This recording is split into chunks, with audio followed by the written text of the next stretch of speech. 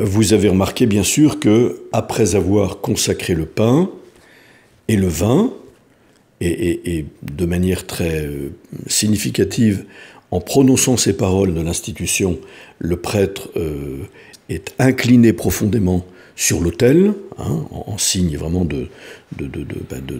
d'adoration. Hein.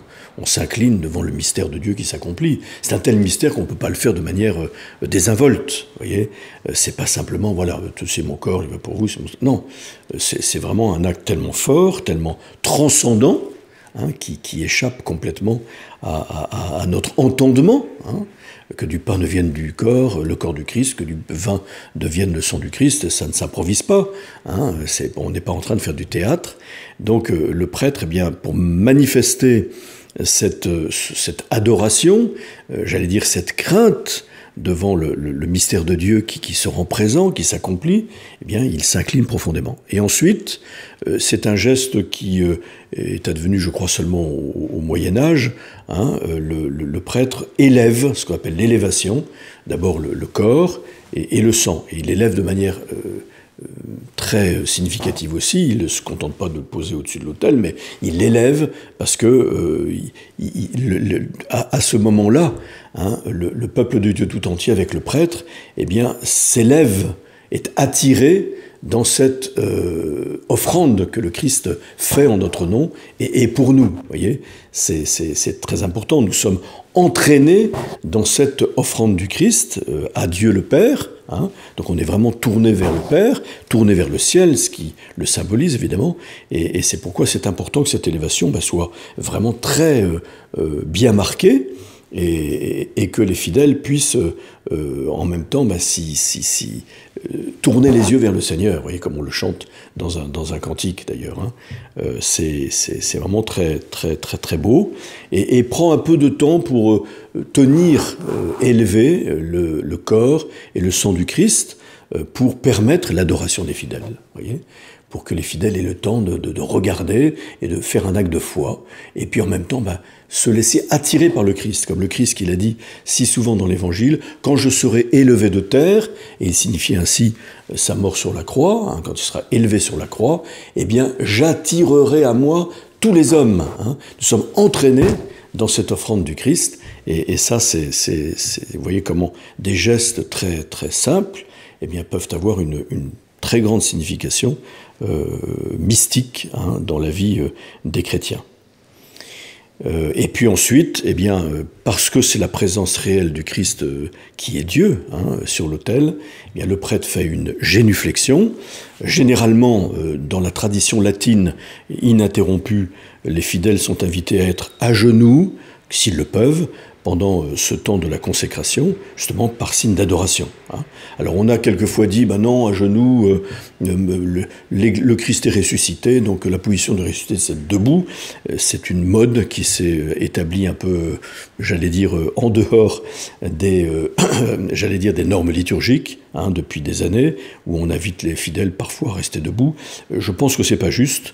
D'ailleurs, saint Paul, dans son hymne christologique aux Philippiens, hein, que nous disons dans les vêpres du samedi soir toutes les semaines, qui est vraiment une hymne liturgique très importante, qui parle de la kénose du Christ, qui s'est vidé tout en restant le Fils de Dieu, de sa divinité, des prérogatives de sa divinité en se faisant homme, qui s'est humilié plus encore en se faisant obéissant jusqu'à la mort et la mort de la croix. C'est pourquoi Dieu l'a exalté et lui a donné le nom qui est au-dessus de tout nom, hein, pour que tous tombent à genoux, hein, dit saint Paul, pour manifester cette gloire et cette louange de Dieu, le Père. Voyez. Donc ça veut dire que cette position à genoux, à la fois elle exprime la kénose du Christ, ceci est mon corps livré pour vous, ceci est mon sang versé pour vous, et l'adoration devant le Christ ressuscité, vivant, glorieux, qui est présent sur l'autel. Et on conclut avec une acclamation magnifique.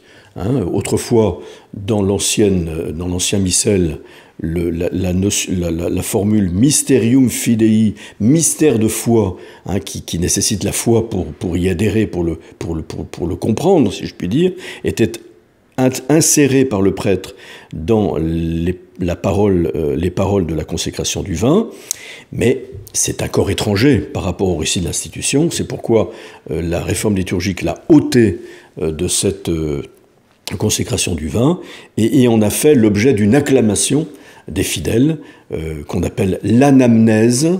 Dans le mot anamnèse, vous avez le mot mémoire précisément, et c'est une manière bien de faire mémoire aujourd'hui, en demandant donc l'actualisation du mystère de la mort et de la résurrection du Christ, et c'est le prêtre qui dit « Mysterium Fidei », qui est traduit par « Il est grand, le mystère de la foi ».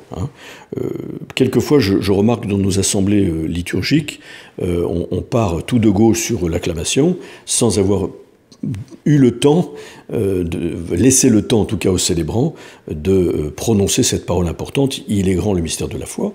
Oui, parce que l'Eucharistie, c'est le mysterium fidei par excellence, c'est le sommet de la foi dans le mystère du Christ, mort et ressuscité, rendu présent dans l'Eucharistie. Alors le prêtre dit « il est grand le mystère de la foi » ou « proclamons le mystère de la foi », enfin qu'importe la formule qui sera proposée.